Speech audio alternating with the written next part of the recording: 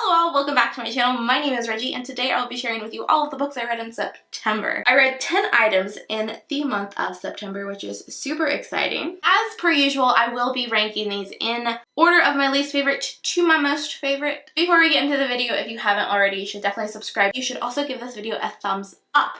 In addition to that, if you haven't already, you should enter the Spooktober Challenge 1.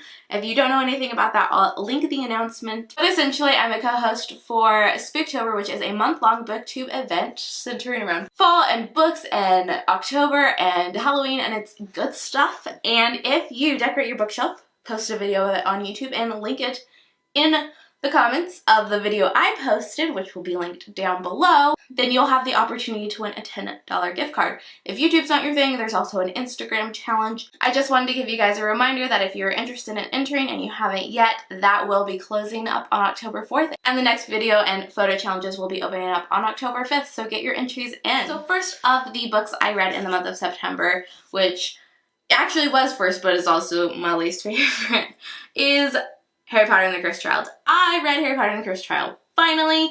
I had some reservations about this. It definitely has its issues. It's not as bad in my opinion as everyone has led me to believe. However, there are some huge plot holes and it's just disheartening to read this play in this play script that's not really a play script, that's not really a novel. It's just the narrative doesn't work in my opinion because of the formats it's in. However, I go hugely into details about my thoughts on it and why it worked and didn't work for me in a video all about this, so I'll link that in the eye. Overall, not great, kind of garbage, but you know, it had its redeeming qualities.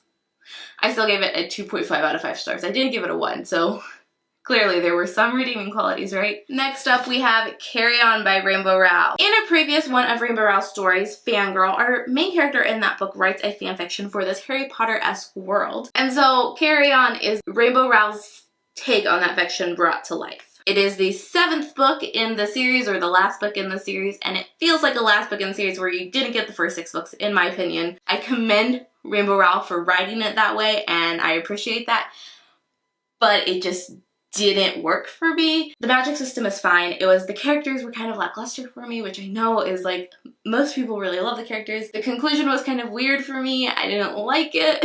But overall, it wasn't bad. It still had a lot of signature Rainbow Rowell moves, and I appreciated it. And I wanted to make sure I had read everything by Rainbow Rowell before I got into the new run of Runaways, which she has started writing. And this was the last thing I had to read. So this was a solid 3 out of 5 stars for me. Next up, I read Lioness Rampant. This is the 4th and final book in the Song of the Lioness Quartet by Tamara Pierce. A story that follows Alana, who is a girl who wants to be a knight. She dresses up as a boy in the beginning of the series to become a knight, and through the course of the series, things happen.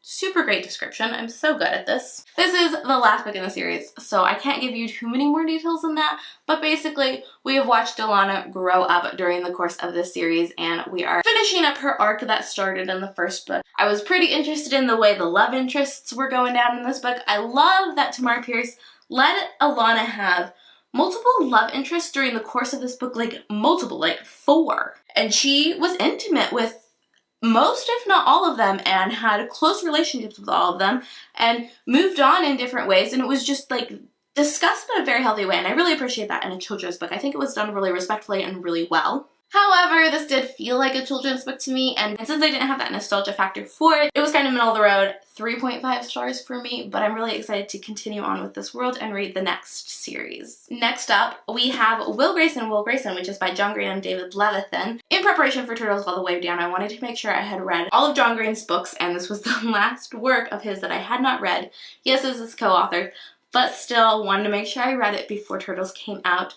I'm really glad I did. I really enjoyed this. I also really enjoyed David Levithan's writing, I think, because it's co-authored, so I can't be sure whose is whose. As co-authors, they mingled the writing really well. The characters were really well-rounded and played off each other really well. I really appreciated a lot about this novel. Let me tell you what it's about. This story is about a boy named Will Grayson who meets another boy named Will Grayson. They're the same age, but they're going through very different things, and they basically teach each other a lot about life. And there was decent representation in this book. I really appreciated that. However, It just didn't impact me as much as John Green's other books did, so it was pretty middle of the road in terms of his books for me. I gave it a 4 out of 5 stars. Pretty solid read, really enjoyed it. If you are interested in more of my thoughts on this book and all of John Green's works though, I did do a video all about John Green's books, and I ranked all of John Green's books from my least favorite to my most favorite, so link for that video will be in the eye if you're interested. Next up, I read my first Adam Silvera book, More Happy Than Not, and I really enjoyed this. This is a speculative fiction novel in which our main character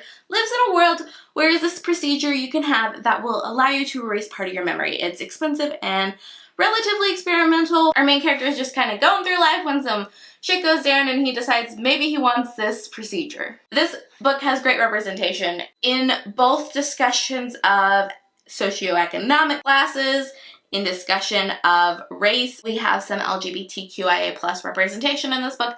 There's just a lot of great things going on, a lot of good things discussed. I really appreciated the rep in this book. I think it was really good. It was well thought out. It was well constructed. I mean, parts of it were pretty predictable, but that doesn't take away how impactful that story was, and I really enjoyed it, so I gave it a solid 4 out of 5 stars, and I'm really excited to read more works by Adam Silvera. Next up, I read The Glass Castle by Jeanette Wall. Such an exciting time for me because this was the first book I ever put on my Goodreads TBR. This was my first electronic TBR book, and I still hadn't read it. That was in 2013. I finally read it. I'm really excited. I've never owned it, so it's not like it's been on my shelf unread for 4 years, but still. This is a memoir about the now journalist Jeanette Wallace's childhood growing up. She had a rough childhood.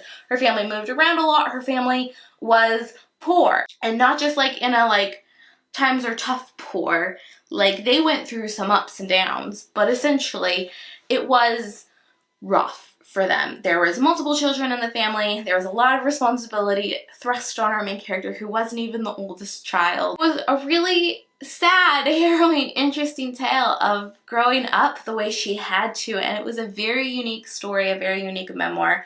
I really enjoyed it. It was hard to read, it was sad, but it was really impactful and good, so I gave this a solid 4 out of 5 stars. I'm glad I finally read it. If you've ever been interested in this, I totally recommend it. I'm really excited to watch the film adaptation soon as well. Next up, I have 2 graphic novels that I finally read. I read Runaways, the Complete Volume 2 and Runaways, the Complete Volume 3. I gave each of these a 4 out of 5 stars. If I have to pick between these two, my favorite was probably Volume 2, but overall out of the Complete Volume 1, 2, and 3, I think my favorite is 1. I just really love the story arc in that one. I will be honest with you, I did skim through some of Complete Volume 3 because I was really only picking and choosing to read Brian K. Vaughan's arc, because according to Rainbow Rowell, that's all you really need to read the continuation of Runaways. Runaways is a Marvel superhero comic book that was created by Brian K. Vaughan, and it is a bunch of basically superheroes that find out their parents are supervillains, run away, and form their own cute teenage superhero gang. It's great fun, totally love it, and it is being picked up to continue the story plot by Rainbow Rowell. The first issue came out last month, I believe. It's so good. I read the first issue, really enjoyed it. I really am excited to see the story continue. I definitely need more, and I also tweeted about reading the first issue, and Rainbow Rowell replied to my tweet, so that was super cool, but definitely love this so much. Alright, my battery is dying, so if I go through the next 2 really fast, I'm really sorry because they're my favorites, but I have to. I read 2 favorite books of the year this month. 5 out of 5, so good. The first is Moxie by Jennifer Matthews. This is the story of a girl in a conservative small town in Texas who starts a feminist revolution in her high school. It's so good, it's so empowering, it's so motivating and beautiful, and I loved it. There are parts of this book where you'll want to rip your hair out because it's so sexist and misogynistic and annoying and awful, but the girls fight back and are powerful and empowered, and it's just their journey of figuring out how to do this, and it's just so beautiful. I love it so much. I do have a full spoiler-free review, so because I have to rush through this, I'll definitely link that in the eye. You should definitely check it out. 5 out of 5 stars, highly recommend. One of my favorite books I read this year. This is possibly my favorite book I've read this year, and I read The Hate You Give, and Moxie, and The Female Species this year, and this book is debatably topping all of them. This is Beartown by Frederick Bachman. If you don't know, Frederick Bachman is one of my favorite authors of all time. He writes some really hard-hitting but light and cutesy books This is the hard-hitting, not very much of the light and cutesy. What I love about this book is Frederick's writing brings everyone to life, fleshes out every character and every situation, and makes you think about everything in such a great way, so profound way. His writing even brings the like small town to life. It's so beautifully done. So this is a small town, super obsessed with hockey, and then we have a rape case in which the star hockey player is accused of rape. Not accused, it happened. But, you know, the town sees it as an accused because he's a star hockey player. And it's really this tale of how the town is taking this and how they're kind of villainizing the girl who got raped. And it's just hard to read. But it's amazing and beautiful and smart and profound. And I just like, I've never read anything so beautifully done. Since I have to rush through this part since my camera is dying, if you're interested in a review of this, let me know. Because I could gush about this book for so long and talk about it so much. But do know there's trigger warnings for rape, gun use, potential gun violence, discussions of suicide. And when I say rape, I don't just mean discussions of rape like you see the rape. It's discussed. It's described. But very potentially triggering book, but otherwise if that's not going to trigger you, totally recommend. It's so good. 5 out of 5 stars. So those are all of the books I read in the month of September. If you enjoyed this video, you should definitely give it a thumbs up, subscribe if you haven't already. Also let me know if you'd like to see reviews of any of these books. If they haven't had reviews, because a couple of them have. And that is all for today's video, so I'll see you in the next one. Bye! Baby, I'll be here.